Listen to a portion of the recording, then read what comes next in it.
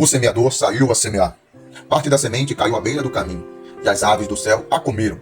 Mateus capítulo 13, versículo 4. E a explicação dessa parábola, que na verdade são 4 tipos de solo, 4 tipos de coração, mas que nesse momento estaremos meditando sobre as sementes que caíram à beira do caminho, vieram as aves e a comeram.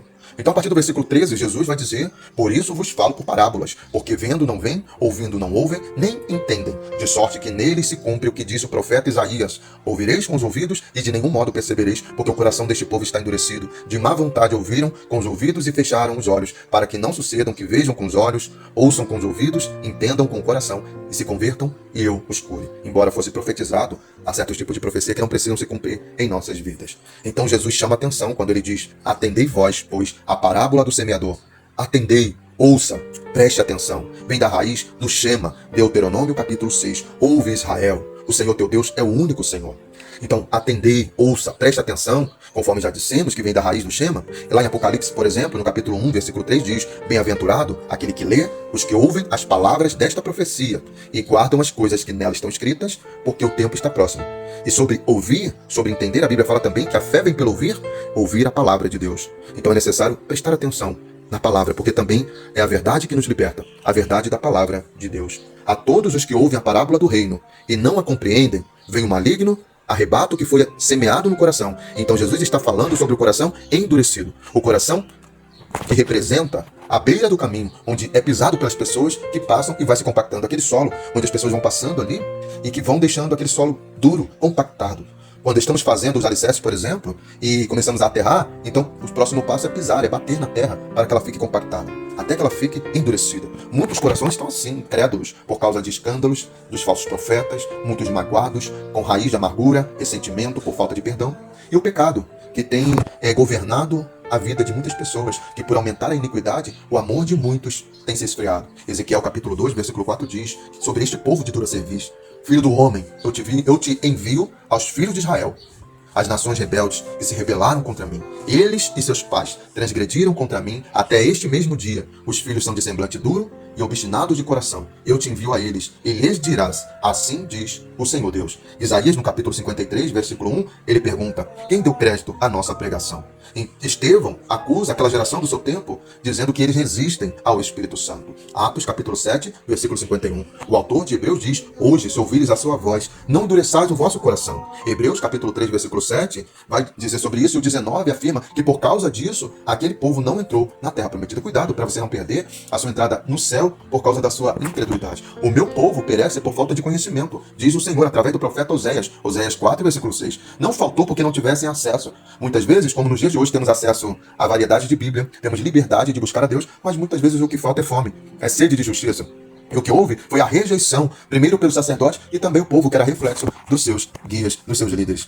Qual era a mensagem do profeta João Batista e dos profetas que o antecederam? Qual era a mensagem de Jesus, dos apóstolos e dos discípulos que vieram depois?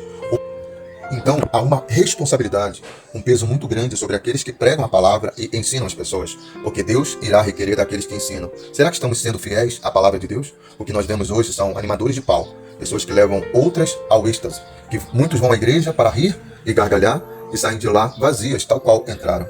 Ou então aqueles que querem, os coaches, por exemplo, que querem ensinar as pessoas a terem sucesso, a serem bem-sucedidos, os triunfalistas e os pseudos avivalistas, que pregam um evangelho sem cruz, que começam a gritar sobre avivamento, receber o Espírito, mas que muitos estão com o coração cheio de pecado, que precisam realmente se arrependerem, se converterem, voltarem para Cristo, para receberem o Espírito de Deus. Então, quando olhamos para a palavra, vemos que antes do avivamento existe um trabalho no coração. Se uma pessoa está cheia de tudo isso que eu falei, e se não tem relacionamento com Deus, não será possível que haja um avivamento, apenas um emocionalismo.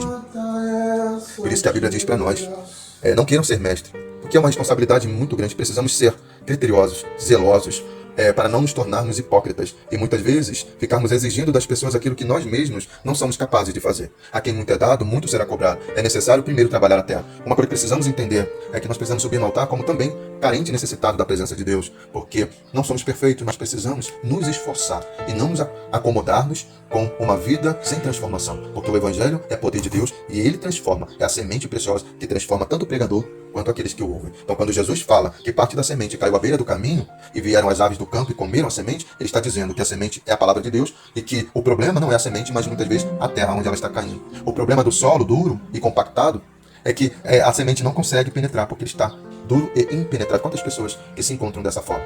Lucas, capítulo 9, versículo 62, diz que quem começa a arar a terra e olha para trás não é apto para o reino de Deus. Muitas vezes começamos um trabalho lindo de transformação, de conversão pessoal, mas paramos no meio do caminho.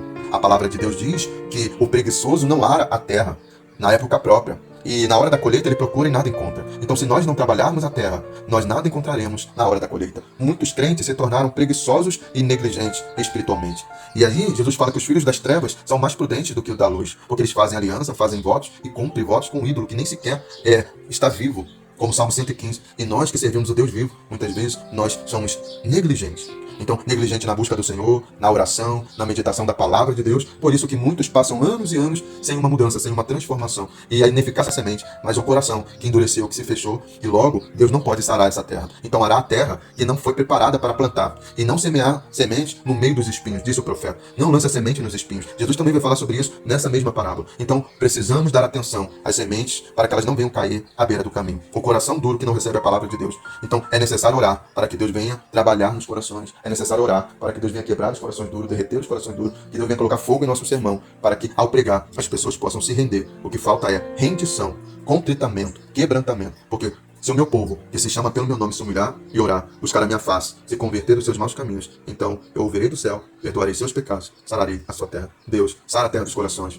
Cura os corações que estão incrédulos, que foram ao longo do tempo, meu Deus, compactados devido aos escândalos, às frustrações, devido à falta de perdão e ao pecado. Então, meu Deus, venha sarar a terra, porque se a terra não for sarada, o Senhor não poderá fazer um grande milagre e não haverá, Senhor, na colheita maravilhosa. O Senhor nos chamou para darmos fruto. Abençoa este ouvinte, que ele seja fortemente impactado pela palavra de Deus. Em nome de Jesus, amém.